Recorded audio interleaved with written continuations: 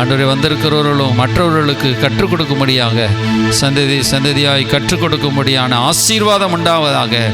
எங்கள் திருச்சபையில் நீர் கொடுத்த திருச்சபையில் வேத பாடக்கூட்டம் மகிழ்ச்சியாய் ஆண்டவரே அநேக ஆயிரங்களுக்கு பிரயோஜனமாய் இருப்பதாக வாழ்ந்து ஜெபிக்கிறோம்பா. இயேசு கிறிஸ்து நாமத்தினால் வேண்டிக் கொள்கிறோம் எங்கள் ஜீவனில் நல்ல பிதாவே. ஆமென். அல்லேலூயா. ஸ்தோத்திரம். இருக்கவங்க எல்லாரையும் ஆண்டவர் ஆசீர்வதிப்பாராக.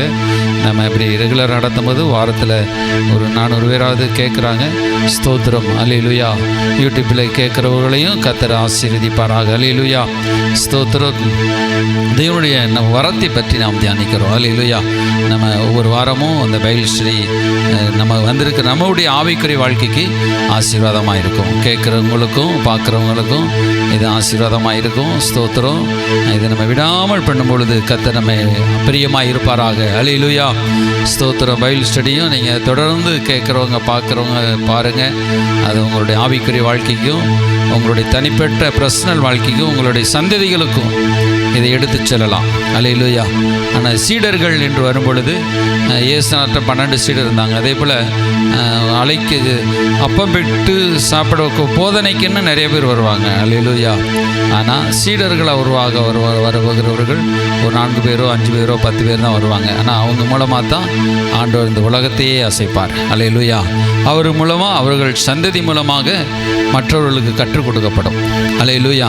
ஸ்தோத்திரம். சீடர்கள் அந்த உருவாக்கப்படுகிற சீடர்கள் கொஞ்சம் பேர் தான் இருப்பாங்க. ஒரு 5 பேர் 4 பேர் 10 பேர் தான் அந்த தொடர் போதனைகளில் இருப்பாங்க. அல்லேலூயா. ஸ்தோத்திரம். ஆனால் பிரசங்கத்தை கேட்க அநேகர் வரலாம். ஆனாலும் கூட இந்த தொடர் போதனையை நீங்கள் கேட்க உங்களுடைய ஆவிக்குரிய ஞானம் அதிகரிக்கும். அல்லேலூயா. இதில் ஆண்டவர் நம்மையும் அல்லேலூயா மகிழ்ச்சியாக நம்மையும் மகிமையாய் கர்த்தர் பேசுவாராக. ஸ்தோத்திரம். நம் கிறிஸ்துவின் ஈவை குறித்து நாம் தியானித்தோம். கிறிஸ்துவின் ஈவு மூலமாக வரங்கள் வருகிறது, கிருபை வருகிறது. அப்போ ஸ்தோத்திரம். இந்த வசனத்தில் சொல்ல முதல் வாஸ்தப்படி அந்த ஒரு ரிப்பீட் பண்ணால் எபேசியர் 4:7 சொல்கிறாரு, கிறிஸ்துவின் ஈவின் அளவுக்கு தக்கதான கிருபை அளிக்கப்படும் சொல்கிறாரு. அதில் இன்டிஸ்கிரிமினேட்டிவ்லி அப்படின்னு சொல்லப்பட்டிருக்கிற வார்த்தை கண்மூடித்தனமாக இல்லாமல் பகுத்தறிவு இல்லாமல் அவர் கொடுக்கல. ஒவ்வொருவருக்கும் தேவையான வரத்தையும் அபிஷேகத்தையும் கொடுக்கிறார். அப்புறம் இந்த டிஃப்ரெண்ட் வேல இந்த வரங்கள் கிரியை செய்கிறது. அல்லேலூயா. கிறிஸ்தின் வரம் 2வது வித்தியாசமான வழிகளிலே வேலை செய்கிறது. 1 அப்போஸ்தலர், தீர்க்கதரிசி, சுவிசேஷகர், அல்லேலூயா மெய்ப்பர், போதகர் இப்படி என்று வேலை செய்கிறது. நம்ம தலைப்பு மட்டும் பார்த்துட்டு போவோம். அவர் வித்தியாசமான வழிகளிலே வேலை செய்கிறார். வித்தியாச வழி என்னென்னா அவர் ஸ்தோத்திர கிரியைகளே வித்தியாசமாக ஒவ்வொருத்தருக்கும் கிரியை செய்கிறதுல வித்தியாசமாக அப்படி செய்கிறாங்க. அப்புறம் டிஃப்ரெண்ட் பர்சனாக இருந்து என்ன செய்கிறாங்க, ஒவ்வொருவரும் வித்தியாசமாக உருவாக்கப்பட்ட மனிதர்களாக இருக்கிறாங்க. அதில் தோற்றம் அண்ட் டிஃப்ரெண்ட் பர்சன் ஒவ்வொருவரும் ஒரு டிஃப்ரெண்ட்டாக அவங்கவுங்களுக்கு ஆண்டவர் கொடுத்துருக்கிறபடி வேலை செய்கிறாங்க. ஸ்தோத்திரம். அது ஒவ்வொருவருக்கு கீ வேறு மாதிரி இருக்கும், ஒவ்வொருத்தருக்குடைய பூட்டுகள் வேறு மாதிரி இருக்க மாதிரி போல் அதை ஒவ்வொருவரும் ஒரு ஆசீர்வாதத்தை பெற்றுக்கொள்கிறதுக்கு டிஃப்ரெண்ட் வே, டிஃப்ரெண்ட் கீ. அல்லேலூயா. அப்புறம் வித்தியாசமான அழைப்பு. அல்லேலூயா. அப்போ ஆண்டவர் சொல்லியிருக்கிறார், இந்த வித்தியாசமான வழிகள், வித்தியாசமான தோற்றம், வித்தியாசமான பர்சன், அப்புறம் வித்தியாசமான அழைப்பிலே விருத்த சேதனம் உள்ளவர்களுக்கு பேதுரு அழைச்சார், விருத்த சேதனம் இல்லாதவர்களுக்கு பவுல் அழைச்சார். இப்படி வித்தியாசமாக அழைச்சி நடத்துகிறார். அப்புறம் அவருடைய சித்தத்தின்படி வைக்கிறார். அழைப்பை அவர் வரங்களை எப்படி கொடுக்குறாருன்னா அவருடைய சித்தத்தின்படி தான் வரத்தை கொடுக்குறார். அதான் சொல்லப்பட்டிருக்கிறபடி சித்தத்தின்படி கொடுத்து எவனுக்கு எந்த வரம் கொடுக்கணுமோ எந்த அதை கொடுத்து அந்த சித்தத்தின்படி வைக்கிறது கூட அந்த கண் காது இதெல்லாம் சொல்லும் பொழுது அந்தந்த இடத்துல அவர் வைக்கும் பொழுதும் அதுவும் அவருடைய சித்தத்தின்படி ஆனந்த ஞானத்தின்படி தான் வைக்கிறார். அல்லேலூயா. அந்தந்த இடத்துல வச்சு அவர் அழகு பார்க்குறார். அல்லேலூயா.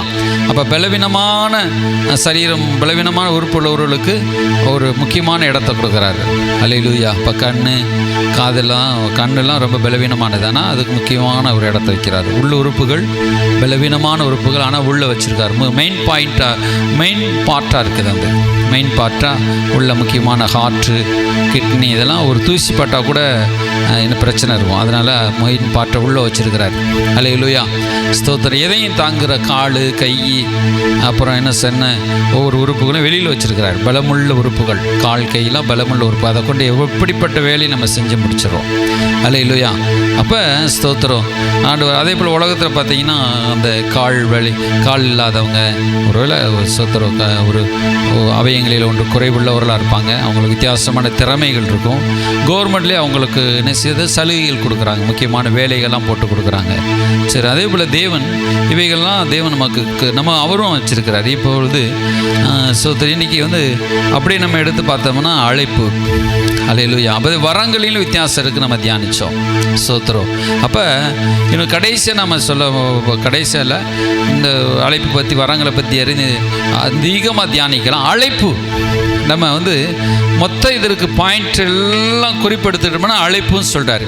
அல்லேலூயா. இந்த எல்லாவற்றிற்கும் டோட்டல் என்ன செய்யப்பட்டிருக்கிறது? 2 பேதுரு புஸ்தகத்தில் 1ஆம் அதிகாரம் 10ஆம் வசனத்தை சொல்கிறாரு. ஆகையால் சகோதரி, உங்கள் அழைப்பையும் தெரிந்து கொள்ளுதலையும் உறுதியாக்கும்படி ஜாக்கிரதையாக இருங்கள். இவைகள் செய்தால் நீங்கள் ஒரு காலம் இடறி விடுவதில்லை சொல்கிறார். நீங்கள் அழைப்பையும் தெரிந்து கொள்ளுதலையும் உறுதியாக்கும்படி. இந்த அழைப்பு தெரிந்து கொள்ளுதல் ரொம்ப முக்கியம். ஆண்டவர் இப்போ அழைப்பில் 2 வித அழைப்பு இருக்குது. ஒன்று காமன் அழைப்பு, ஒன்று பர்சனல் அழைப்பு. அல்லேலூயா. Common calling and personal calling. அல்லேலூயா. இந்த பொதுவான அழைப்பு பரலோகத்துக்கு எல்லாத்தையும் பொதுவாக அழைச்சிருக்கிறார். இப்போ எல்லாரும் இதற்கு பரிசுத்தவான்கள் எல்லாரும் அழைக்கப்பட்ட நித்திய ஜீவனுக்கென்று எல்லாரையும் அழைச்சிருக்கிறாரு. ஆனால் பர்சனலாக ஆண்டவர் ஒரு சிலரை கூப்பிட்டு அழைச்சிருக்காரு. அது பர்சனலான ஒரு காரியத்தை நிறைவேற்றும்படி ஆண்டவர் அழைச்சிருக்கிறார். அல்லேலூயா. இப்போ ஒரு சிலர் பர்சனலாக இந்த காரியத்தை செய்து முடிக்கும்படி. இப்போ அழைப்பில் ஒரு 4-5 வித்தியாசம் இருக்குது. முதல் பொதுவான அழைப்புங்கிறது பரலோக ராஜ்யத்துக்கு என்று எல்லாரையும் அழைச்சிருக்கிறார். அல்லேலூயா. சிறியோர் பெரியோர் எல்லா அழைப்பு பெற்றவர்களும் பரலோக ராஜ்யத்துக்கு. ஆனால் அது ஒரு பக்கம், அது பொதுவான அழைப்பு. இந்த பர்சனல் அழைப்புங்கிறது ஒரு குறிப்பிட்ட ஒரு காரியத்தை செய்யும்படி, ஒரு குறிப்பிட்ட வேலையை முடிக்கும்படி, அதற்கென்று குறிப்பிட்ட காரியத்தை செய்யும்படி ஆண்டவர் நம்மளை அழைக்கிறார். அல்லேலூயா. ஸ்தோத்திரம். அதை குறித்து நம்ம பார்த்தோம்னா எரேமியாவை சொல்கிறார். எரேமியா 1ஆம் அதிகாரம் 5ஆம் வசனத்தில் சொல்லும்பொழுது சொல்கிறாரு, உன்னை தாயின் வயிற்றில் உருவாக்கும் முன்னே அப்படின்னு சொல்கிறார். அப்போ அவர்கிட்ட சொல்லும் பொழுது சொல்கிறார், தாயின் வயிற்றில் நான் உன்னை உருவாக்குறதற்கு முன்னே. அப்போ அவன் இந்த மாதிரி பிறக்க போகிறாரு அப்படின்னு சொன்னால் அவர் உருவாக்குறதுக்கு முன்னே. அதான் இந்த பாயிண்ட்டை நம்ம எடுத்துக்கணும். 5ஆம் வசனம் சொல்கிறார், உருவாக்கும் முன்னே. அது ரொம்ப. அப்போ அவர் எப்படி தெரிந்து கொள்கிறாருன்னா, ஒரு தேவை, ஆண்டவருக்கு தேவை, இந்த ஊழியத்தை செய்யணும், இந்த காரியத்தை செய்யணும் அப்படின்னா ஆண்டவர் அனாதி தீர்மானத்துக்கு முன்னாவே நம்ம அழைச்சிருக்கிறார். ஆனால் இங்கே ஆண்டவர் இங்கே சொல்லும்போது சொல்கிறாரு, உன்னை தாயின் கருவில் முன்னே அப்படின்னு சொல்கிறார். உன் தாயில் நீ வயிற்றில் பிறக்கிறதுக்கு முன்னாமே நான் உன்னை அறிந்தேன் சொல்கிறார். அல்லேலூயா. எப்படிப்பட்ட ஒரு நல்ல அழைப்பு. அப்போ அதில் இருக்க சவுண்டு குறைச்சி. அப்போ அவர் சொல்கிறாரு, உருவாக்கும் முன்னே, தாயின் கருவில் அவர் உருவாக்குறதற்கு முன்னாடியே. அல்லேலூயா. இப்போ நம்ம கருவில் பிறந்து அப்புறம் வளர்ந்த பிறகு அப்போ நம்முடைய குணநலன்களாம் பார்த்தப்போ நம்ம கெட்டவங்களாம் நல்லவங்களாம் பார்த்து அப்படி தான் நம்ம தெரிந்து கொள்வோம். இப்போ போலீஸ் வேலைக்கு போகிறாங்க, நல்லா ஓடுறாங்க, நல்லா ஜம்ப் பண்ணுறாங்க, நல்லா ஏறுறாங்க, ஆள் தோற்றத்தை பார்த்து அவங்களுடைய எக்ஸசைஸை பார்த்து தெரிந்து கொள்கிறாங்க போலீஸ் வேலைக்கு, மிலிட்ரி வேலைக்கு. ஆனால் இவர் என்ன செய்கிறாருன்னா, அவர் உருவாகிறதற்கு முன்னமே தெரிந்து கொண்டார். இப்போ யாக்கோபு, ஏசா இவங்க பிறக்கிறதுக்கு முன்னே, பிள்ளைகள் நல்வினை தீவினைகள் அறிகிறதுக்கு முன்னே, அந்த கலாத்தியரில் சொல்லும்போது சொல்கிறார்ல, பிள்ளைகள் நல்வினை தீவினை, நல்ல பிள்ளை கெட்ட பிள்ளை நம்ம சொல்கிறதுக்கு முன்னாடியே அவர் அறிஞ்சிறார், இது நல்ல பிள்ளை கெட்ட பிள்ளைன்னு அறிஞ்சிறாராம். அப்போ கலாத்தியர் 4ஆம் அதிகாரம் நினைக்கிறேன், அதில் எடுத்துட்டிங்கன்னா அதில் சொல்லுவார். அப்போ தாயின் வயிற்றிலே அந்த பிள்ளைகள் நல்லது கெட்டது செய்கிறதுக்கு முன்னமே அந்த பிள்ளைகளை பற்றி இந்த ஏசாவை நான் வெறுத்தேன், யாக்கோவை சிநேகித்தேன்னு சொல்லி அவர் தெரிந்து கொள்கிறார். அப்போ தாயின் தாயின் வயிற்றில் பிறக்கிறதுக்கு முன்னே, உருவாகிறதுக்கு முன்னே அவங்க அம்மா போய் கேட்குறாங்க. அப்போது சொல்கிறாரு, இப்போ அவருடைய அழைப்பு அவருக்கு தெரியாதவே ஒன்றுமே இருக்காது. அல்லேலூயா. அப்போ நம்மளை முன்குறிச்சிருக்கிறார். ஸ்தோத்திரம். முன்குறித்து நம்ம அழைத்திருக்கிறார். அல்லேலூயா. அப்போ இன்றைக்கி ஊழியக்காரங்களை பார்த்தீங்கன்னா விசேஷமாக பிரகாசிப்பாங்க. சில ஊழியக்காரர்கள் சில வாழ்க்கையில் ஒரு குறிப்பிட்ட காரியங்களை செய்வதற்கு கடவுளுடைய சித்தம் அப்படி தாயின் வயிற்றில் பிறக்கிறதுக்கு முன்னாமே தெரிந்து கொள்கிறார். அல்லேலூயா. மோசையை நம்ம எடுத்து பார்த்தோம்னா, மோசையும் என்ன செய்கிறார், எகிப்தியர்கள் ஒடுக்குறாங்க. அப்போ அந்த 400 வருஷம் கர்த்தர் ஆபிரகாம்கிட்ட சொல்கிறார், 400 வருஷம் நிறைவேறணும் அப்படின்னு சொல்கிறாரு. 400 வருஷம் நிறைவேறின உடனே என்ன செய்கிறார், கரெக்டாக அந்த நிறைவேறதுக்கு முன்னாடி மோசையை பிறக்க வைக்கிறார். மோசே என்கிற குழந்தை அழகுள்ளதாக கண்டு அவனை 3 மாதம் ஒழித்து வைத்தார்கள். அதுக்கப்புறம் நாணல் பெட்டியில் விட்டுறாங்க. இந்த பிள்ளை வளர்க்க முடியல, எதிர்ப்பாக இருக்குதுன்னு சொல்லி என்ன செய்கிறாங்க, நாணல் பெட்டியில் விட்டுறாங்க. அப்போ அந்த பிள்ளையை ஆண்டவர் மோசையை காப்பாற்றுகிறார். அல்லேலூயா. இப்போ மோசைக்கு அப்படிப்பட்ட ஒரு அழைப்பு விசேஷமாக. இப்போ சிம்சோன் நியாயாதிபதிகள் புஸ்தகம் 14ஆம் அதிகாரத்தில் சிம்சோனை குறித்து அங்கே சொல்லப்பட்டிருக்கிறது. 13ஆம் அதிகாரம், நியாயாதிபதிகள் 13ஆம் அதிகாரம் 5ஆம் வசனம். அதில் சொல்லும்போது சிம்சோன் என்ன செய்கிறார்னா, அங்கேயும் அவர் பிறக்கிறது முன்னாடி அவங்க ரொம்ப நாள் அந்த தாயார் குழந்தை இல்லாமல் இருக்குது. அப்போ அவங்க ஜெபம் பண்ணியிருக்கிறாங்க.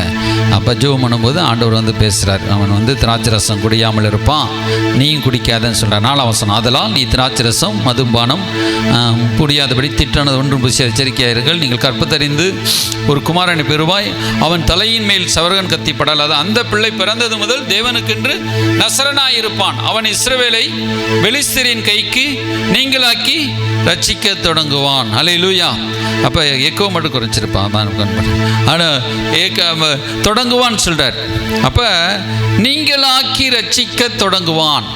அப்போ ஆண்டவர் என்ன சொல்கிறார்னா, ஸ்தோத்திரம், அவன் இப்படி ஒரு தனிப்பட்ட ஒரு பிரகாரமாக அவர் அழைக்கிறார். யார்?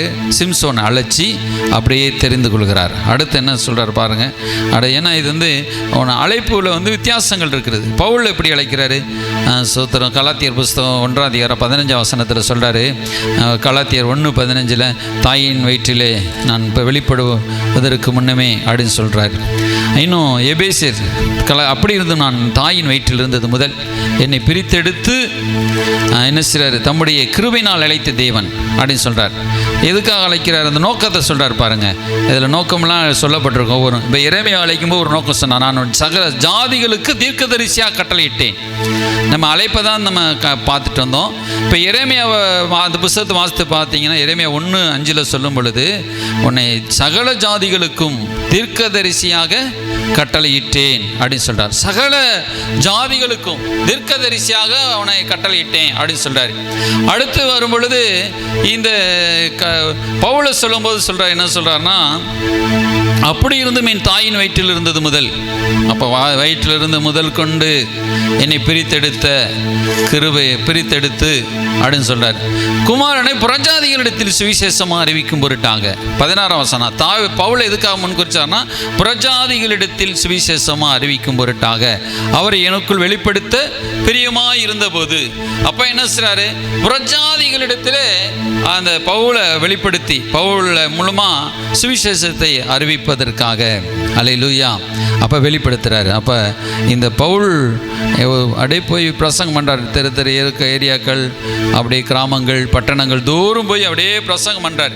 அப்போ நம்ம என்ன செய்யணும், அந்த எரேமியாவை சகல தேசத்துக்கும், அல்லேலூயா, சகல ஜாதிகள் என்று போடுறது, சகல தேசத்துக்கு, இங்கிலீஷ் வேலை நேசன் போட்டிருக்கோம், சகல தேசத்துக்கும் அவர் அப்படியே தீர்க்க தரிசனம் சொல்லுவார். அப்போ ரெண்டாவது இந்த பவுல் புறஜாதிகர்களுக்கு. இப்போ அதே கலாத்தியரில் ஒரு 2:7 பார்த்தோம்னா, 7 பிரித்த சேதனம் உள்ளவர்களுக்கு அப்போஸ்தலனாக இருக்கும்படி பேதுருவை பலப்படுத்தினார், புறஜாதிகளுக்கு அப்போஸ்தலனாக இருக்கும்போது என்னை பலப்படுத்தினார் அப்படின்னு சொல்லுவார். அல்லேலூயா.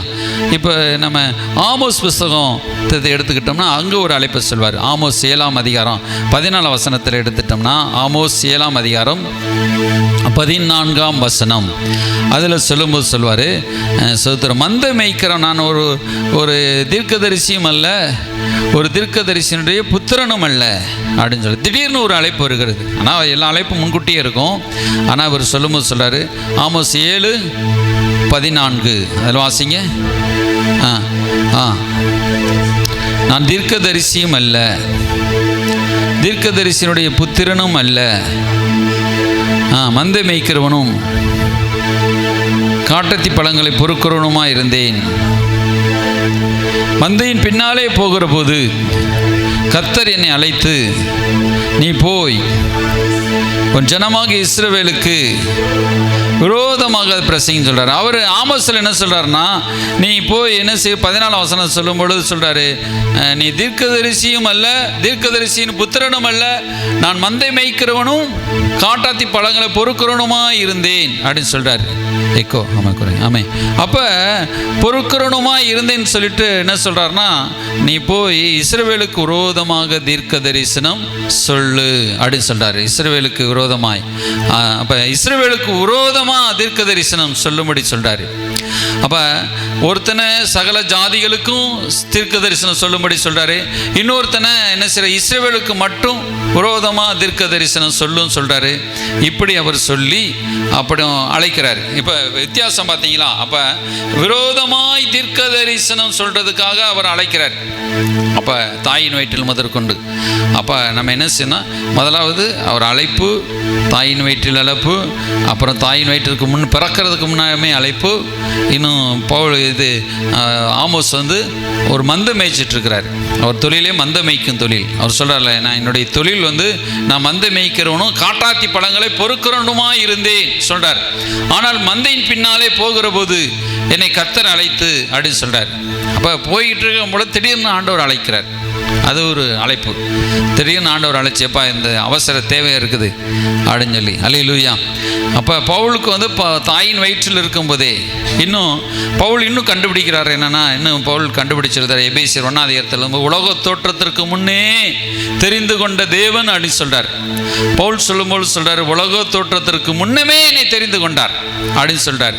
அப்போ இந்த அழைப்பு பார்த்தீங்கன்னா உலகம் தோற்றத்திற்கு முன்னே இப்படிலாம் வருகிறது. அப்போ ஆண்டவர் அனாதி தீர்மானத்தின்படி ஆண்டவர் அழைச்சிருக்கிறாரு. அல்லேலூயா, ஸ்தோத்திரம். இன்னும் அப்போஸ்தலர்லாம் எழுதிட்டு அப்போஸ்தலர் 13ஆம் அதிகாரத்தில் எடுத்துக்கிட்டோம்னா அவர் சொல்லும்போது சொல்கிறாரு, தேவன் இப்படியெல்லாம் மனிதர்கள் எடுருவாங்க, இப்படி தான் நடக்கும்னு சொல்லி எல்லாமே தெரிஞ்சிருக்குது. அப்போஸ்தலர் 15ஆம் அதிகாரம் 18ஆம் வசனம், உலக தோற்றத்திற்கு முன்னே பாருங்கள், அந்த வசனத்தை வாசித்து பாருங்கள். ஸ்தோத்திரம், ஸ்தோத்திரம். ஆமென்.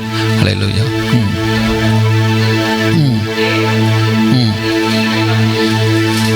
தம்முடைய கிரியைகள் எல்லாம் தெரிந்திருக்கிறபடி அவர் சொல்றார், உலக தோற்றத்திற்கு முன்னே தேவனுக்கு தம்முடைய கிரியைகள் எல்லாம் தெரிந்திருக்கிறது.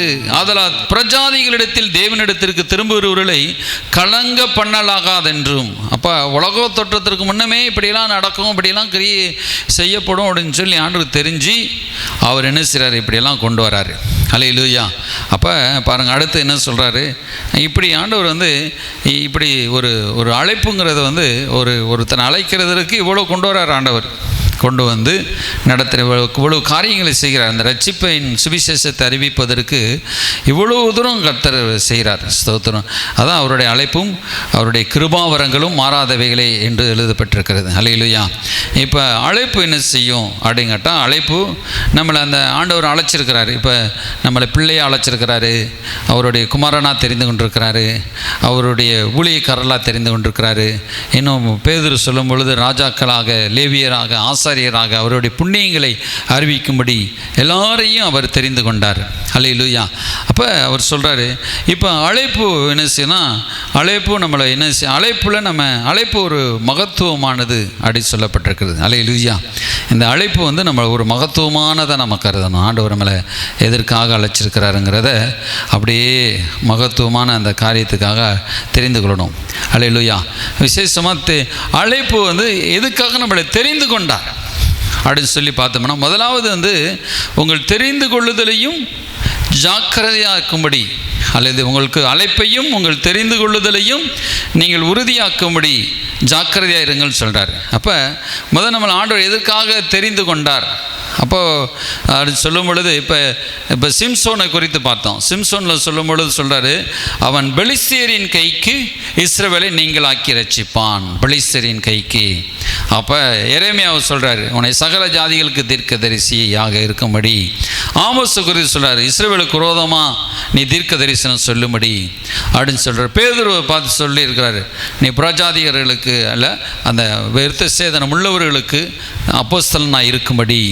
பவுலை குறித்து சொல்லும் பொழுது விருத்த சேதனம் இல்லாத புறஜாதியாருக்கு அப்போஸ்தலனாக இருக்கும்படி தெரிந்து கொண்டேன்னு சொல்கிறார். இப்படி இப்போ அப்படியே மாறுபடுது. ஒவ்வொருத்தரும் ஒவ்வொரு காரியத்துக்கு அழைக்கிறார். ஆண்டவர் அழைச்ச நோக்கம் அப்படியே நம்ம தெரிந்து கொண்டபடி மாறுது. ஆனால் நமக்குன்னு ஒரு பர்சனலாக என்ன ஆண்டவர் எதுக்காக தெரிந்து கொண்டார், ஒரு சிறிய காரியமானாலும் ஒரு பெரிய காரியமானாலும் அதை நம்ம அப்படியே புரிந்து கொள்ளணும். நம்ம ஆண்டவர் இந்த காரியத்தை நமக்கு செய்ய சொல்கிறாரு, நம்ம இந்த காரியத்துக்காக நம்ம அழைக்கப்பட்டிருக்கிறோம், தெரிந்து கொள்ளப்பட்டிருக்கிறோம், இந்த மக்களுக்கு சுவிசேஷம் சொல்ல இல்லை இந்த மக்கள் வழி நடத்தும்படி அப்படிங்கிறது நம்ம அழைப்பு கரெக்டாக கண்டுபிடிக்கணும். ஹல்லேலூயா. அந்த தெரிந்து கொள்ளுதல். ஹல்லேலூயா, ஸ்தோத்திரம். சரி, அப்போ அந்த காரியங்கள் வந்து நடக்கும். அப்போ ஆண்டவர் வந்து பிலிப்பு சொல்கிறார், நீ வந்து இந்த பட்டணத்துக்கு போன்னு சொல்கிறார். பிலிப்புங்கிறவர் ஒரு சுவிசேஷகர். அதை அவர் பார்த்து அப்போஸ்தலர் 8ஆம் அதிகாரத்தில் எழுதப்பட்டிருக்கிறது. அந்த சுவிசேஷகர் போகிறார் பாருங்கள். பிலிப்பு என்பவன் 6ஆம் வசனம் 8ஆம் அதிகாரம் 5ஆம் வசனத்தில் சொல்லப்பட்டிருக்கலாம். அப்பொழுது பிலிப்பு என்பவன் சமரியாவில் உள்ள ஒரு பட்டணத்திற்கு போய் அங்குள்ளவர்களுக்கு கிறிஸ்துவை குறித்து பிரசங்கித்தான். அப்போ கிறிஸ்துவை குறித்து முதல்ல அங்கே பிரசங்கம் பண்ணுறான். பிலிப்பு வந்து ஒரு சுவிசேஷகன். அப்போ இந்த சுவிசேஷக வேலையை செய்கிறான். அப்போ கிறிஸ்துவை குறித்து பிரசங்கிக்கிறான். அங்கே பிலிப்பு செய்த அதிசயங்களை ஜனங்கள் கேள்விப்பட்டு கண்டு அவனால் சொல்லப்பட்டவைகளை ஒருமனப்பட்டு கவனித்தார்கள். அப்போ பிலிப்பு ஒரு சுவிசேஷகன் போகும்பொழுது அங்கே மகத்துவம் வெளிப்படுது. அவனுக்குள்ளே இருந்த தேவன் கிரியை செய்கிறார். அழைப்புக்குள்ளே என்ன இருக்கிறது, ஒரு அற்புதமான ஒரு மகத்துவமான அதிசயங்கள் நடக்குது. அங்கே போனால் அற்புதங்களாக நடக்குது. எப்படின்னா அவங்க அதுக்கு நம்ம அழைக்கப்பட்டிருக்கிறான். அவன் அழைக்கப்பட்டு அந்த இடத்துக்கு போனால் அப்படியே அற்புதங்களாக நடக்குது. அந்த அழைப்புங்கிற சக்திக்குள்ளே இந்த மகத்துவம் வெளிப்படுது. ஹல்லேலூயா. இவனா ஒருவேளை இவன் உபவாசம் இருந்து ஜெபம் பண்ணியிருக்க, அது ஒரு பக்கம் இருந்தாலுமே இந்த ஆண்டவர் ஒரு காரியத்துக்காக ஒரு வேலைக்காக அழைச்சிருந்தார்னா அவர் என்ன செய்கிறார்னா வரங்களையும் அபிஷேகத்தையும் வல்லமைகளையும் அதில் தருகிறார். ஹல்லேலூயா. இந்த அழைப்பில் ஆண்டவருடைய மகத்துவம் விளங்குறது. மகத்துவமான ஒரு அழைப்பு. ஹல்லேலூயா. நம்மளுக்குள்ள ஒரு அந்த அழைப்பு இருந்துச்சுன்னா நம்மளுக்குள்ள ஆண்டவர் போகிற இடங்களெல்லாம் நம்ம எங்கே போய் பயப்படக்கூடாது. நம்ம போகிற நடக்கான்ல அவங்க லேசாக என்ன செய்வாங்க, எழுப்பிடுவாங்க. இப்போ இந்த சப்பானிகளை எழுப்புகிறது, அற்புதங்கள் நடக்கிறது, வியாதியஸ்தர் சுகமாகிறதுனா அவங்களாம் செய்யலை. அதான் பேதுரு சொல்கிறேன், என் சுயசக்தியிலாவது எங்கள் சுய பக்தியில் செய்யலை, நாங்கள் இயேசுவின் நாமத்தில் செய்கிறோம் அப்படின்னு சொல்கிறாரு. அப்போ அவங்க அந்த நேரத்தில் அந்த வல்லமை வெளிப்படுகிறது, அந்த வல்லமை மகிமை. ஹல்லேலூயா. அந்த பிலிப்பு ஜெபிக்கிறாரு, நடக்குது. ஏன்னா அந்த வல்லமை அவருக்குள்ளே இருந்து அந்த அழைப்பில் அந்த வரத்தில் கிரியை செய்து அவர் அதற்கென்று அழைச்சிருக்கிறார். அந்த அற்புதங்களாக நடக்குது. தீய சக்திகள் மேற்கொள்ள முடியல. அங்கே கர்த்தருடைய கிரியை வெளிப்படுது. ஹல்லேலூயா. அப்போ மாயவித்தைக்காரர்களும் மணந்துடுறாங்க. அப்புறம் நீங்கள் எடுத்துக்கிட்டிங்கன்னா அடுத்த ஆவியானவர் என்ன சொல்கிறாருன்னா கொண்டு போகிறாரு. பிலிப்பு வந்து ஒரு சுவிசேஷகனால அங்கங்கே அப்படியே கொண்டு போகிறார். அந்த அழைப்பு சுவிசேஷகன் ஆண்டவர் சொல்கிறாரு, நீ என்ன செய்ய அப்படியே. அப்புறம் எருசலேமுக்கு இன்னொரு பட்டணத்துக்கு போக சொல்கிறார். வனாந்தர மார்க்கம் போன்னு சொல்கிறார். 26ஆம் வசனம். பின்பு கர்த்தருடைய தூதன் பிலிப்பை நோக்கி, நீ எழுந்து தெற்கு முகமாய் எருசலேமுக்கு காட்சா பட்டணமாய் போகிற வனாந்தர மார்க்கம் போ என்றான். இப்போ வனாந்தர மார்க்கம் போய் ஒரு மந்திரிக்கு சுவிசேஷம் சொல்லும்படி கொண்டு போனார். 29ஆம் வசனம். ஆவியானவர் நீ போய் அந்த ரதத்துடனே சேர்ந்து கொள் பிலிப்புடனே சொன்னார். பாருங்கள், அப்படியே ரதத்துடன் சேர்ந்து கொள்ளாராம். அந்த அழைப்பு அடுத்தடுத்து அவனை நடத்துது. ஹல்லேலூயா. இந்த நம்ம அழைப்பில் இறங்கிட்டோம்னா அப்படியே அடுத்தடுத்து சுவிசேஷம் சொல்கிறதுக்கு அப்படியே நடத்தி கொண்டே போகும். ஹல்லேலூயா. அடுத்தடுத்து நம்ம கேட்கணும் ஆண்டவர்கிட்ட, ஆண்டவரே நான் என்ன செய்யணும்னு சொல்லி கேட்கும் பொழுது அப்படியே அழைப்பு என்ன செய்யுது, சுவிசேஷ அழைப்பு அப்படியே நடத்தி கொண்டு போகுது. ஹல்லேலூயா. அப்புறம் மந்திரிக்கு ஞானஸ்நானம் கொடுக்குறான். 40ஆம் வசனம். பிலிப்பு ஆசத்திலே காணப்பட்டு அவர்கள் தண்ணீரிலிருந்து கரையேறின பொழுது கர்த்தருடைய ஆவியானவர் பிலிப்பை கொண்டு போய் விட்டார். அப்படி எடுத்து கொண்டு அப்படியே காணாமல் போயிடறான். அவன் எங்கே காணப்பட்டு, பிலிப்பு ஆசத்திலே காணப்பட்டு. ஹல்லேலூயா. இப்போ வேலை முடிஞ்சுன்னா டக்குன்னு ஆவியான ஒரு பிலிப்பை எடுத்துக்கொண்டு அங்கே கொண்டு போயிறார், 100 இடத்துக்கு கொண்டு போயிறாரு. இப்படி அழைப்பு வித்தியாசப்படுகிறது. இப்போ டக்குன்னு மாயமாக மறைஞ்சு இன்னொரு இடத்துல போய் காணப்படுகிறாரு. இது ஒரு வல்லமை, இது ஒரு மகிமை. ஹல்லேலூயா, ஸ்தோத்திரம். அப்போ இப்படி பிரயாணப்பட்டுக்கிட்டே இருப்பாங்க அந்த சுவிசேஷகர்கள் வந்து அப்படியே அது ஒரு அழைப்பு இருந்தால் சுவிசேஷர்கள் இது பிரயாணப்பட்டுக்கிட்டே இருப்பாங்க. ஹல்லேலூயா. பேதுரு வந்து அப்படி இல்லை, பேதுரு குறித்து இப்படி சொல்லப்படலை. பேதுரு வந்து எருசலேமில் இருந்தார், ரோமாபுரியில் இருந்தார் என்று சொல்லப்பட்டிருக்கிறது. அவர் வந்து அங்கே இருக்கிற எருசலேம் பெரிய ஒரு ஆலயத்தை அப்படியே ஜனங்கள் 3000 பேர் ரசிக்கப்பட்டாங்க, 5000 பேர் ரசிக்கப்பட்டாங்க. அவங்களுக்கு சுவிசேஷம் இல்லை, அடுத்து இயேசு கிறிஸ்துக்கு அடுத்ததான காரியங்களை எடுத்து சொல்லிக்கிட்டே இருந்தார், சபையை திடப்படுத்திக்கிட்டே இருந்தார். பேதுருக்கு அப்படிப்பட்ட ஒரு காரியம், அதான் அழைப்பிலே ஒரு வித்தியாசம் இருக்கிறது என்று அங்கே ஆண்டவர் நமக்கு காட்டுறார். அல்லேலூயா. அடுத்து என்ன செய்யணும், அழைப்பு அப்படியே உயர்த்துகிறது. அல்லேலூயா. அந்த அழைப்பு வந்து அவனை அற்புதங்கள் அடையாளங்களை செய்ய வச்சு அப்படியே அவனை உயர்த்தி அப்படியே என்ன செய்யுது, அப்படியே மேலே கொண்டு வருகிறது. அல்லேலூயா. அந்த அழைப்பு வந்து ஒரு பால்குள்ளே இருக்கிற ஒரு காற்று மாதிரி. அல்லேலூயா. அந்த ரப்பர் பாலுக்குள்ளே காற்று போயிருச்சுன்னா அந்த ரப்பர் பால் என்ன செஞ்சிடும், எத்தனாக்கே ஓடாது, அப்படியே சும்மா கிடக்கும். அதே போல் தண்ணிக்குள்ளே உள்ளே மூழ்கிடும், தண்ணி நிரம்பி. ஆனால் அந்த அதுக்குள்ளே காற்று இருந்துக்கும் பொழுது அது மேலே கடலில் போட்டாலும் சரி, எந்த தண்ணியில் போட்டாலும் மிதக்கும். அல்லேலூயா. அதே போல் அழைப்பு மேலே கொண்டு வரும் ஒரு மனுஷனை வந்து, அந்த அழைப்பு மேலே கொண்டு வரும். அந்த கிருபாவரங்கள் அவனை மேலே கொண்டு வரும். அல்லேலூயா. ஸ்தோத்திரம். அப்போ தாவீது, எஸ்தர், தானியேல், யோசேப்பு இவங்கெல்லாம் அவங்களுக்குள்ள ஒரு அழைப்பு இருந்துச்சு. அல்லேலூயா. அந்த அழைப்பு அவங்க கனம் பண்ணாங்க. அல்லேலூயா. அந்த கனம் பண்ணும் பொழுது அந்த அழைப்பு அப்படியே மேலே கொண்டு வந்துச்சு. அல்லேலூயா. அப்போ நம்ம எப்பவுமே அழைப்பை நம்ம என்ன செய்யணும், கனம் பண்ணணும். ஆண்டவர் நம்மளை இந்த காரியத்துக்கு அழைச்சிருக்கிறாரு, அதுக்காக நம்ம என்ன செய்யணும், கனம் பண்ணணும். அதை வந்து அற்பமாக நம்ம எண்ணிடக்கூடாது. இப்போ ஏசா என்ன செஞ்சிருந்தான், அந்த சிரேஷ்டபுத்திர பாகத்தை அற்பமாக எண்ணினான். இந்த பாகம் நமக்கு எதுக்கு, இந்த சிரேஷ்டபுத்திர நானே சாக போகிறேன் என்ன எதுக்கு அப்படின்னு சொல்லி விட்டு கொடுத்துட்டான். ஆண்டவருடைய ஆசீர்வாதத்தை அவன் என்ன செஞ்சிட்டான், தட்டி கழிச்சிட்டான். ஆனால் பின்னாடி அவன் மனம் கசந்து அழுதான் கிடைக்கல. ஆனால் யாக்கோபு கபக்குன்னு பிடிச்சிக்கிட்டான். அப்போ நம்ம சில வேளை நம்முடைய கொடுக்கப்பட்ட அழைப்புகளை சிலர் அல்லல் தட்டிடுவாங்க. அப்படி இல்லாமல் நம்ம கொடுக்கப்படுகிற அந்த அழைப்பை பிடிச்சிக்கிடணும், அந்த கனம் பண்ணணும், அது உயர்த்து நம்மளை. அல்லேலூயா. அப்போ இந்த மாமா வீட்டில் அவன் இருந்தான் யாக்கோபு, கிட்டத்தட்ட 10 முறை சம்பளத்தை மாற்றினாலும் என்ன செய்யலை. இவன் புள்ளிகள் உள்ள ஆடுகள் உனக்குரியதுன்னு சொன்ன சம்பளமாக எடுத்துக்கோன்னு சொல்லும் பொழுது ஆடுகள் ஃபுல்லாக புள்ளிகள் உள்ளதாக போட்டுச்சு. இல்லைப்பா புள்ளி உள்ளது எனக்குரியது, நீ என்ன புள்ளி இல்லாது உனக்கு அப்படின்னு சொல்லி மாற்றும் போது புள்ளி இல்லாததாக போட்டுச்சு. வரி உள்ளது உனக்கு, வரி இல்லாத எனக்கு, இப்படி மாற்றி செஞ்சுக்கிட்டே இருந்தான். ஆனால் ஆண்டவர் அவன்கிட்ட இருந்த அந்த கிருபையும் மரங்களும் அந்த அழைப்பும் அவனை ஆசீர்வாதமாக பணக்காரனை மாற்றிச்சு. அல்லேலூயா. அப்போ அவன் யாக்கோபு தேவனை சார்ந்திருந்தான். அதே போல் அந்த அழைப்பு என்ன செய்யப்பட்டிருக்குதுன்னா, ஒரு மனிதனை அப்படியே ஆசீர்வதித்து மேலே கொண்டு வந்துடும். அல்லேலூயா.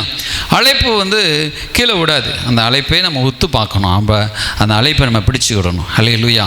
அதான் அழைப்பு மகத்துவமானது, அழைப்பு மகிமையானது. அந்த அழைப்பிலே நம்ம அப்படியே ஓடணும். அழைப்பு கர்த்தர் இதில் அழைச்சிருக்கிறாரு. அல்லேலூயா.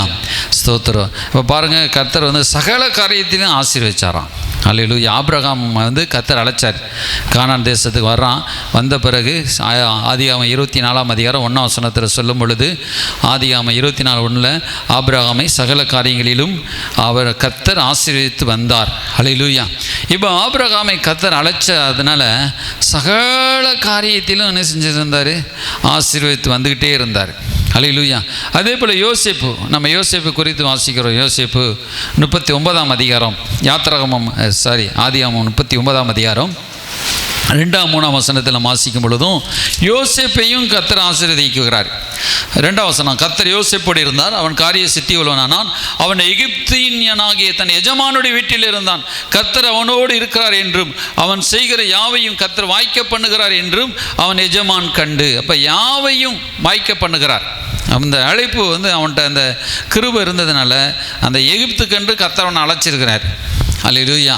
அதனால் எகிப்தில் நடக்குது. ஆனால் ஆபிரகாமை கானான் தேசத்தில் அழைச்சார். அல்லேலூயா. கானானில் வச்சு அந்த ஆபிரகாமை ஆசீர்வதிச்சார். யோசேப்பை என்ன செய்கிறாரு, எகிப்தில் வச்சு ஆண்டவர் ஆசீர்வதிக்கிறார். அல்லேலூயா. அவன் கர்த்தர் செய்கிற யாவையும் கர்த்தர் வாய்க்க பண்ணுகிறார் என்று எஜமான் கண்டு. அவன் செய்கிற எல்லாவற்றையும் அந்த அழைப்பு என்ன செய்யப்பட்டிருக்கிறது, அந்த இவங்கெல்லாம் கூட்டி கொண்டு போகணும். கர்த்தர் தான் யோசேப்பை முன்னாடி எகிப்துக்கு அனுப்புகிறாரு. அப்போ அது ஒரு அழைப்பு. எகிப்திலே அவன் பிரதம மந்திரியாக இருக்கும்படி, அல்லேலூயா, எகிப்திலே அவன் ஆசீர்வாதமாக இருக்கும்படி, எகிப்தில் அவன் பாடுகள் பட்டான், அவன் சிறைச்சாலையில் தள்ளப்பட்டான். அந்த இதிலெல்லாம் கர்த்தர் கூட இருக்கிறார். அழைப்பு நிமித்தம் அவன் வந்து கீழே போனாலும் மேலே வந்துடுறான். இந்த அழைப்பை வந்து அவன் வந்து கீழே போனாலும் பலவிதமான பழிச்சொற்கள், பலவிதமான போராட்டங்கள், பல விதமான அவமானங்கள் வந்தாலும் இந்த அழைப்பு அவனை விடாது, அவனை மேலே தூக்கிறோம். அல்லேலூயா, ஸ்தோத்திரம். அந்த அழைப்பு அவனை வந்து கீழே விட மாட்டுது. ஏன்னா அவனுக்குள்ள ஒரு மகிமை இருக்குது, அந்த அழைப்பின் மகிமை இருக்குது, அழைப்பு வல்லமை இருக்குது. அப்போ நம்ம வாழ்க்கையிலும் கூட அந்த அழைப்பு இருந்துச்சுன்னா அந்த அழைப்பு நம்மளை கீழே விடாது, மேலே தூக்கிறோம். அல்லேலூயா. அது கற்றுக் கொடுக்கறதுக்காக ஆண்டவர் வந்து யோசேப்பை என்ன செய்கிறாருன்னா அந்த சிறைச்சாலையில் வச்சிருக்கிறார். சிறைச்சாலையில் வச்சுட்டு கொஞ்ச காலம் அங்கே கற்றுக் கொடுக்குறாரு, சில வருடங்கள் கற்றுக் கொடுத்து திரும்ப அழைப்பு மேலே கொண்டு வந்துடுது. அல்லேலூயா, ஸ்தோத்திரம். அப்போ ஆண்டவர் இப்படி காரியங்களை கர்த்தர் செய்கிறார். அழைப்பு நம்மளை உயர்த்துகிறது. அழைப்புக்காக நம்ம அடுத்த பாயிண்ட், ஒரு 4வது பாயிண்ட்டாக கூட வச்சுக்கோங்க. அழைப்புக்காக நம்மளும் தியாகம் பண்ணணும்னு சொல்கிறார். அழைப்புக்காக தியாகம் பண்ணணும். அல்லேலூயா. அப்போ அழைப்புக்காக நம்ம உயிரையும் கொடுக்கணும்னு சொல்கிறார். அல்லேலூயா. பவுல் சொல்கிறார்ல, என்ன அந்த ஆண்டவர் என்னை அழைச்ச ஊழியத்துக்காக என் ஜீவனை நான் ஒரு பொருட்டாக எண்ணேன், கிறிஸ்து இயேசுவின் சுவிசேஷத்தை நிறைவேற்றும்படியாக அப்படின்னு சொல்கிறார்ல, ஸ்தோத்திரம். அப்போ அவர் இந்த தியாகம் பண்ணுகிறவரார். அந்த இப்போ நியாயாதிபதிகள் புஸ்தகத்தில் நம்ம எடுத்துக்கிட்டோம்னா 13ஆம் அதிகாரத்தில் அவர் சொல்கிறார், சிம்சோன்ட்ட வந்து தேவதூதன் சிம்சோன் பிறக்கிறதுக்கு முன்னாடி அந்த தாயினிடத்தில் வந்து சொல்கிறானே, திராட்சை ரசம் குடிச்சிடாத, மதுபானம் குடியாதபடிக்கு, தீட்டானது ஒன்றும் புசியாதபடிக்கு எச்சரிக்கையாயிருன்னு சொல்கிறார். அப்போ இந்த தீட்டான காரியம் வாழ்ந்து வந்துடக்கூடாது, இந்த அழைப்புக்காக ஒரு தியாகம் பண்ணு சொல்கிறார். அப்போ அவங்க திராட்சை ரசம் குடிப்பாங்க. பெண்கள் வந்து அங்கே என்னென்னா இப்போ மதுபானம் இல்லாத திராட்சை ரசம் குடிப்பாங்க இஸ்ரவேலில். ஆனால் அது கூட நீ குடிக்க வேண்டாம்னு சொல்கிறார். திராட்சை ரசமும் மதுபானமும் குடியாதபடி, தீட்டானது ஒன்றும் இராதபடி காத்துக்கொள்னு சொல்கிறார். இன்னும் சிம்சோனுக்கும் சொல்கிறார், இப்போது ஆண்டவருடைய அழைப்பு வல்லமை வரங்கள் அவன் மேலே இருந்ததுனால உன்னுடைய தலையின் மேலே சவரகன் கத்தி படலாகாது அப்படின்னு சொன்னார். அல்லேலூயா. 5ஆம் வசனம், நீ கற்பத்தறிந்து ஒரு குமாரனை பெறுவாய், அவன் தலையின் மேல் சவரகன் கத்தி படலாகாது, அந்த பிள்ளை பிறந்தது முதல் தேவனுக்கு என்று நசரனாய் இருப்பான் அப்படின்னு சொல்கிறார். அப்போ அவர் சொல்லும்போது சொல்கிறார், இப்படி சவரன் கத்தி ஒரு அபிஷேகம், ஒரு வல்லமை, ஒரு ஆண்டவர் வந்து ஒரு நிழலாட்டமாக சொல்கிறார். ஸ்தோத்திரம். அப்போ ஒரு வல்லமை இழக்கக்கூடியதான ஒரு காரியம். இது ஏன் அப்படி செஞ்சார், ஒரு முடியிலேயே போய் வச்சிருக்கிறாருன்னு கேட்டால் ஆண்டவர் வந்து ஒரு காரியத்தை அங்கே காட்டுறார். இப்படி புதிய ஏற்பாட்டு வரும் பொழுது இந்த அபிஷேகம் நம்மளை விட்டு போயிடக்கூடாது. சிம்சோன் அசால்ட்டாக இருந்ததுனால இந்த அபிஷேகம் அவங்கள விட்டு போயிடுச்சு. இப்போ அந்த காலத்தில் வந்து இப்போ கிறிஸ்து வரலை, கிறிஸ்து வராததுனால ஒரு சில குறிப்பிட்ட காரியங்களை ஆண்டவர் அடையாளம் வச்சுருந்தார். இந்த முடியை நீ எடுத்துடாத அப்படின்னு சொல்லி. அப்புறம் மோசைட்டு வரும் பொழுது இந்த கோலை கொண்டு போ அப்படின்னு சொன்னார். ஏன்னா அவங்களுக்கு வந்து இந்த கோலை கொண்டு நீ அற்புதம் செய்யி, அன்றைக்கு கிறிஸ்துவின் வார்த்தை. அல்லேலூயா. அப்போ அதே போல் இந்த புதிய ஏற்பாடு வரும் பொழுது இப்போ அந்த பழைய காரியங்கள்லாம் கிடையாது, பழைய சடங்காச்சாரம் கிடையாது, அதெல்லாம் கிறிஸ்து வெளிப்படுத்துகிறது. அதே போல் புதிய ஏற்பாட்டுக்கு வரும்போது நீ சிறைக்கப்பட்டு போயிடாதன்னு சொல்கிறார். அப்புறம் சிம்சோன் தலை சிறைக்கப்பட்டு திரும்ப முடி வளருகிறது. இது எதை குறிக்குதுன்னா, திரும்ப அந்த அபிஷேகம் அவன் விட்டு போகலை. அழைப்பை விட்டு போனாலும், அழைப்பில் அவன் வந்து அசால்ட்டாக இருந்து இழந்தாலும் திரும்பவும் முடி வளர்ந்த பிறகு அந்த அபிஷேகம் அவனுக்குள்ளே வந்துருச்சு. அல்லேலூயா. அப்போ ஆண்டவர் கிருபை உள்ளவர், இரக்கமுள்ளவர், மன்னிக்கிறவர் என்கிறத காட்டுகிறது. அல்லேலூயா. அப்போ இந்த சிம்சோனுக்குள்ளேயும் இப்படி ஆண்டவர் கிருபை செய்கிறார், இப்படி அழைப்பை காட்டுறார். இந்த தியாகம் பண்ணு, இதனை காத்துக்கொள் அப்படின்னு சொல்கிறார். அப்போ புதிய ஏற்பாடு வரும் பொழுது, வரும்போது நம்ம இந்த அழைப்புக்காக நம்ம தேவ பிள்ளைகள் என்ன செய்கிறோம், உபவாசம் பண்ணி ஜெபிக்கிறோம். அந்த அழைப்புக்காக நம்ம தேவ பாதத்தில் அர்ப்பணித்து நம்ம ஜெபம் பண்ணி நம்ம காத்துக்கொள்கிறோம். அல்லேலூயா. ஜெபத்தினாலும் வேத வசனத்தினாலும் அது பரிசுத்தமாக்கப்படும் சொல்கிறாரு.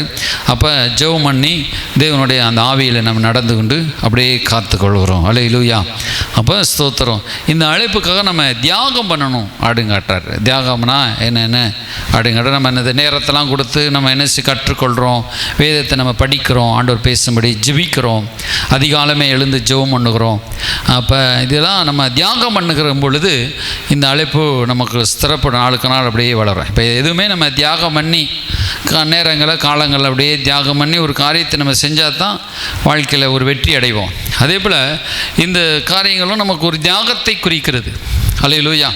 அப்போ நம்ம வாழ்க்கையிலையும் கூட அப்படியே மோசே 40 நாள் மலை மேலே ஏறி அப்படியே தேவனோடு சஞ்சரித்து கொண்டிருந்தான். அப்போ நம்ம அதிகமாக என்ன செய்யணும், தேவனோடு நம்ம சஞ்சரித்து அந்த அர்ப்பணிப்பை, அந்த வரத்துக்காக, அந்த கிருபைகளுக்காக, தேவன் அந்த கிருபைக்காக நம்ம தியாகம் பண்ண வேண்டும்.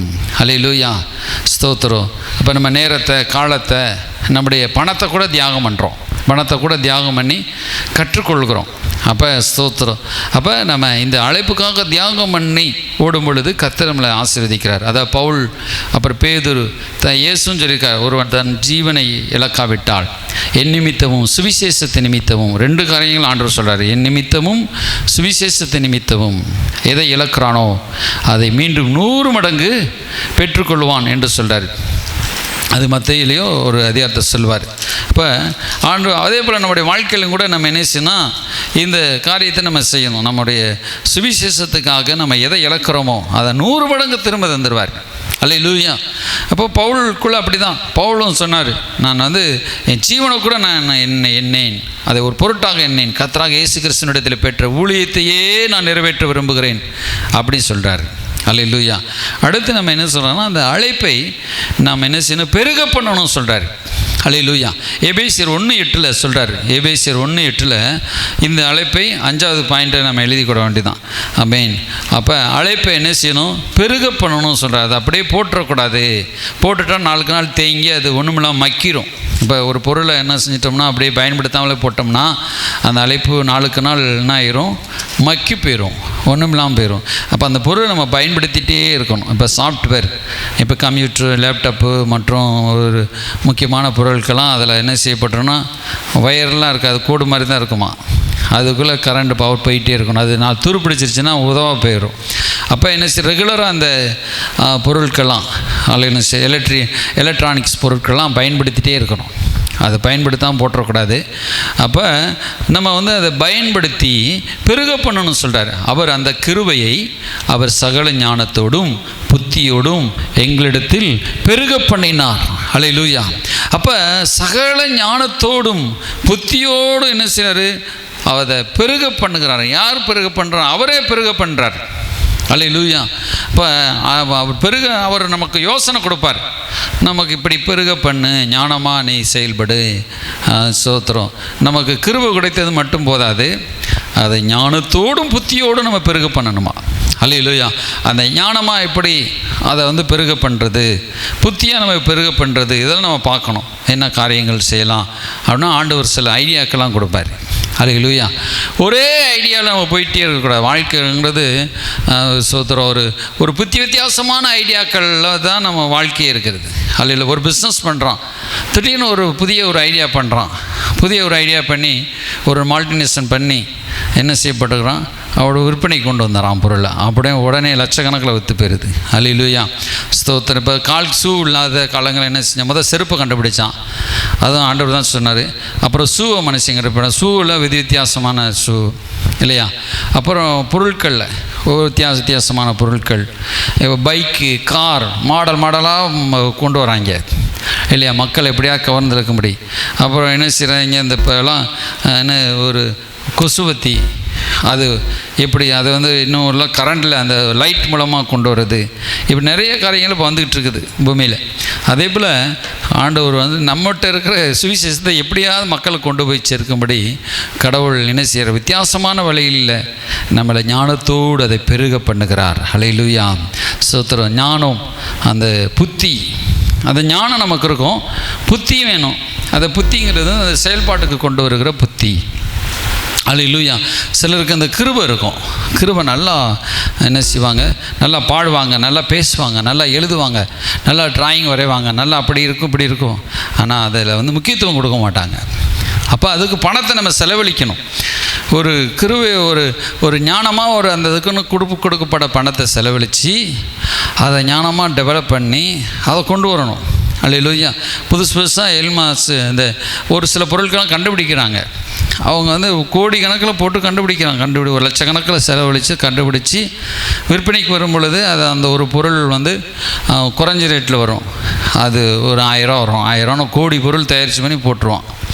அவன் செலவழித்தது லட்சக்கம். ஆனால் அந்த ஒரு பொருளும் 1000 ஒரு கோடி பொருள் விற்றா என்ன செய்யணும், 1000 கோடி ஆயிரும். அப்போ ஸ்தோத்திரம். அப்புறம் அதில் என்ன செஞ்சிருவான், கொண்டு வந்துடுவான், அள்ளிடுவான்.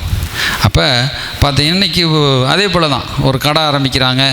கடை ஆரம்பித்து என்ன போகிற வழியில் ஒரு கடை ஆரம்பித்து இலவசமாக சாப்பாடு அப்படின்னு போடுறாங்க.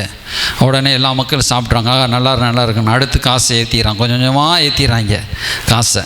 எப்படி அதுவும் கடவுள் கொடுத்த ஞானம் தான். அதே போல் நம்ம ஏதாவது ஒன்று நம்ம என்ன சரி ஊழியம்னாலும் சரி, மற்ற எதுனாலும் சரி, ஆண்டவருக்குனாலும் சரி, நம்ம என்ன செய்ய வேண்டியது, நம்முடைய பிரயாசத்தை, நம்முடைய பலனை, நம்முடைய உழைப்பு, நம்முடைய எல்லாத்தையும் போடணும். போட்டால் தான் நம்ம எதுவுமே நம்ம செய்ய முடியும். அல்லேலூயா. அப்போ அது ஞானம் வேணும், புத்தியும் வேணும். இந்த காரியத்துக்கு போடலாமா, போடணும், நம்ம போட்டு பார்க்கணும், இதை செயல்படுத்துகிற ஞானம். அதை என்ன செய்கிறாரு, பெருக பண்ணுகிறார் கர்த்தர். அதை நமக்கு கையிலே வச்சுருந்தா ஒன்றும் செய்ய முடியாது. அதை என்ன செய்கிறாரு, பெருக பண்ணுகிறார். அல்லேலூயா. ஒருத்தருக்கு ஞானம் இருக்கும், புத்தி இருக்கும், ரெண்டும் இருக்கும், ஆனால் செயல்படுத்த மாட்டாங்க. நம்ம அப்படி இல்லாமல் கடவுள் நமக்கு கொடுத்ததை செயல்பாட்டுக்கு கொண்டு வரணும். அல்லேலூயா. செயல்பாட்டுக்கு கொண்டு வரும் பொழுது கர்த்தர் விளைச்சலை தருவார். அல்லேலூயா. ஈசாக்கு அந்த விளைச்சல் நிறைய இருக்குது, அதை விதைச்சான், தன்னிடத்துக்கு போட்டு விதைச்சான், 100 மடங்கு கர்த்தர் பலன் கொடுத்தார். அல்லேலூயா. நமக்கு எல்லா ஞானமும் இருக்குது, இப்படி செய்யலாம் அப்படி செய்யலாம், நல்ல ஆலோசனைகள்லாம் இருக்குது, நல்ல திட்டங்கள்லாம் இருக்குது. ஆனால் திட்டத்தை நம்ம செயல்படுத்தினா தான் அதில் சக்ஸஸ் அடைய முடியும். அல்லேலூயா. அப்போ நம்ம செயல்படுத்தணும். அப்போ இயேசு நமக்கு எப்படி இருக்கிறாருன்னா பொக்கிஷமாக இருக்கிறாரு. நீங்கள் கொலோசியர் 2ஆம் அதிகாரம் 3ஆம் வசனம் எடுத்துக்கிட்டிங்கன்னா அதில் சொல்கிறாரு, இயேசு அவருக்குள் ஞானம் அறிவு என்பவைகள் எல்லாம் அடங்கி இருக்கிறதே. அவருக்குள் ஞானம் அறிவு என்பவைகளாகிய பொக்கிஷம் எல்லாம் அல்லேலூயா அவருக்குள் அடங்கி இருக்கிறது.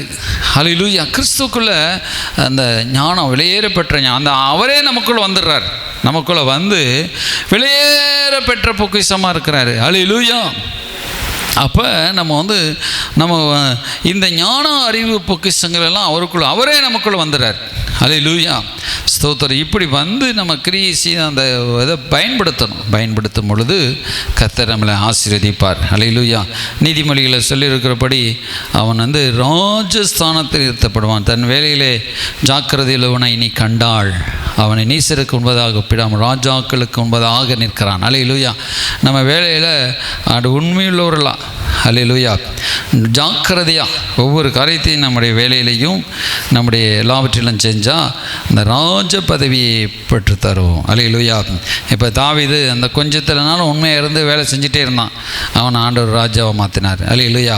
அதே போல் யோசிப்பு சகல வேலைகளிலும் அவன் சின்ன வேலைனாலும் செஞ்சுக்கிட்டே இருந்தான். சின்ன வேலைகள் கொஞ்சம் கொஞ்சமானாலும் நம்ம செஞ்சுக்கிட்டே இருந்தான். அல்லேலூயா. நம்ம சின்னதானே அப்படின்னு நம்ம விடக்கூடாது.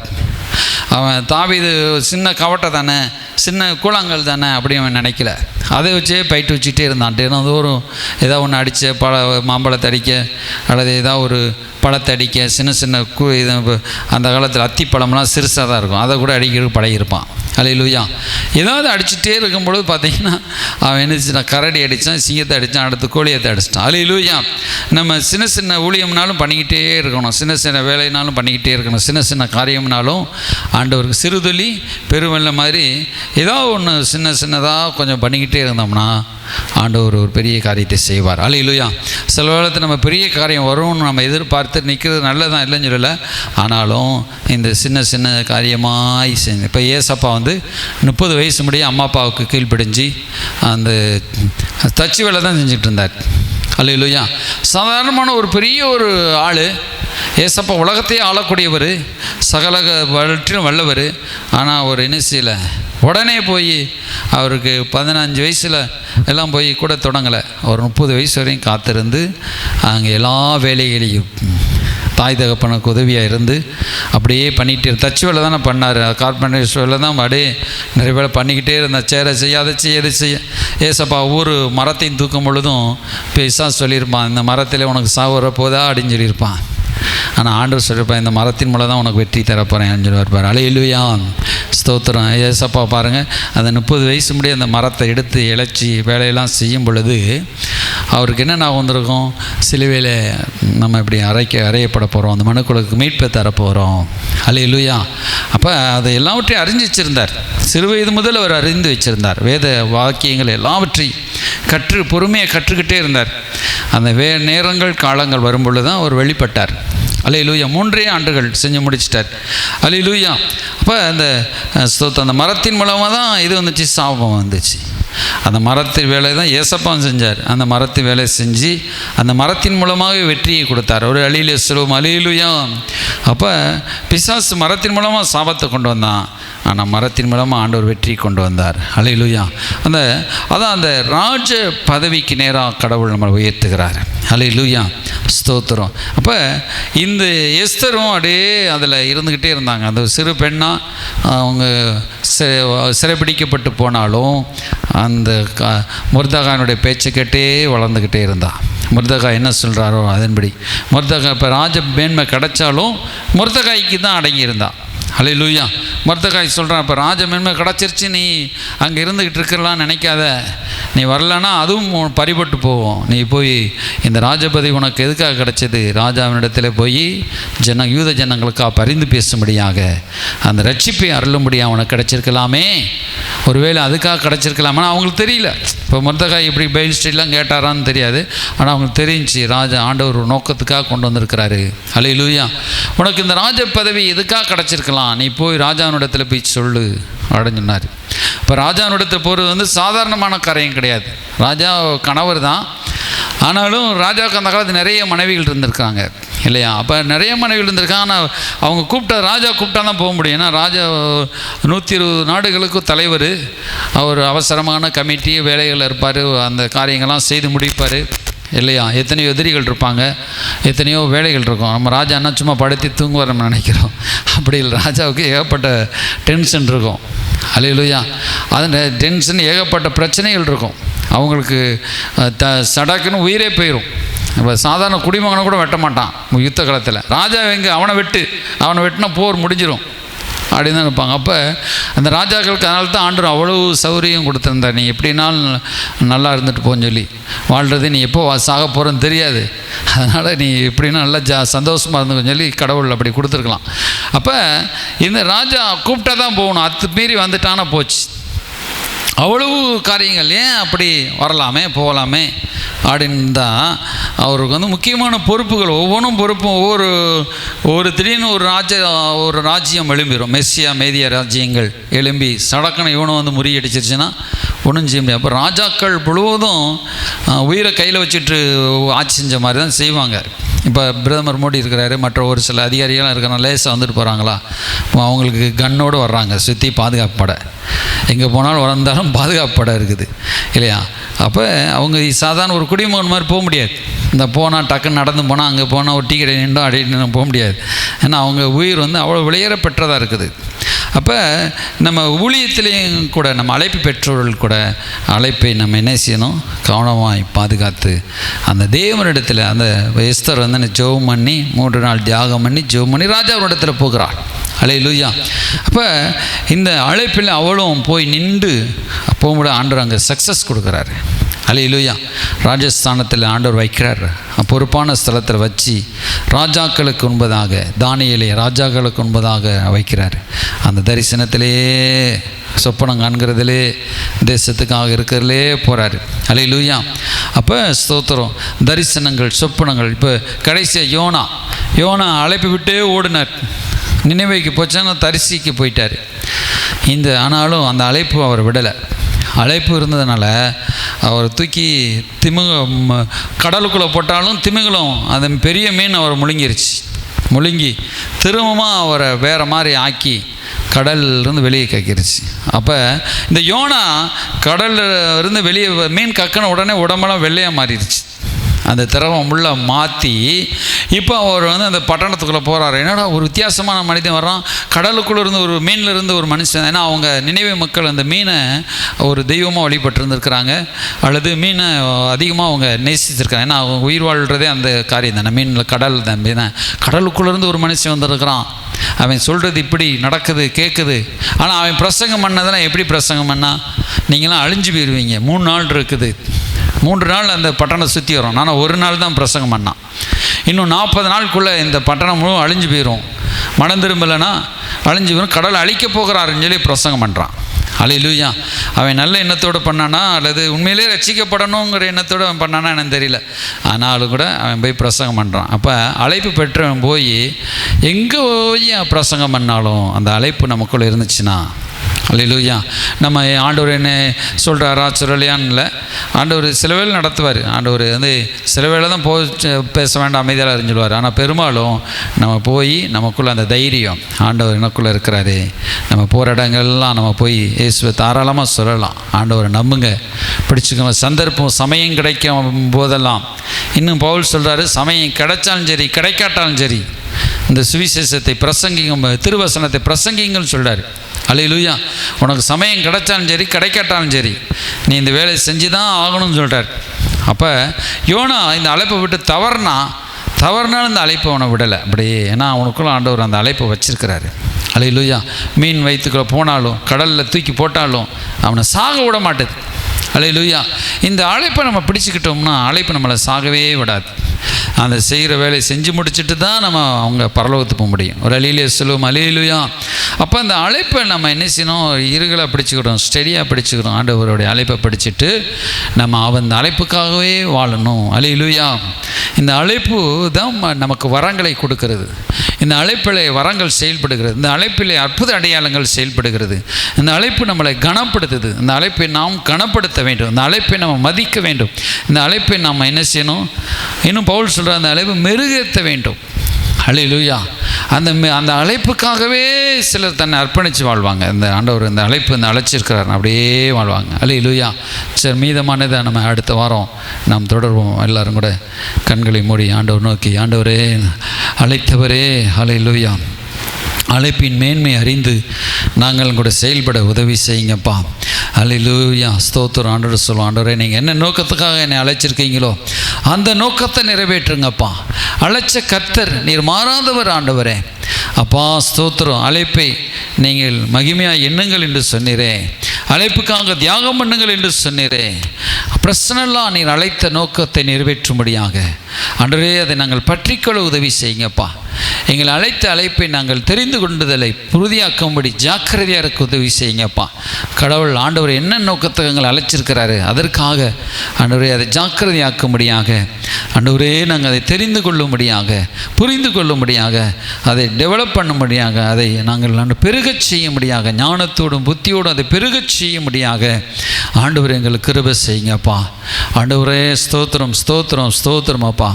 நாங்கள் ஆண்டவரே பெண்ணோட்டகத்தை போல தாறுமாறாய் ஓடுகிற காட்டுக்கழுதை போல இராமல், பெண்ணோட்டகத்தை போல ஓடாமல் ஆண்டவரே அழைப்பை புரிந்து கொண்டு அதை கவனமாய் ஓடும்படி உதவி செய்யுங்கப்பா. ஆண்டவரே ஸ்தோத்திரம். தேவன் எங்களை அழைத்த அழைப்பில் நாங்கள் எங்களை மெருகேற்றி கொள்ள, அதை மேன்மையாக எண்ண, அதை பெருக்க, அதை மகிமையாக எண்ண, அதிலே நாங்கள் ஓடும்படியான ஸ்வாக்கியத்தை எங்களுக்கு தாரும் ஆண்டவரே.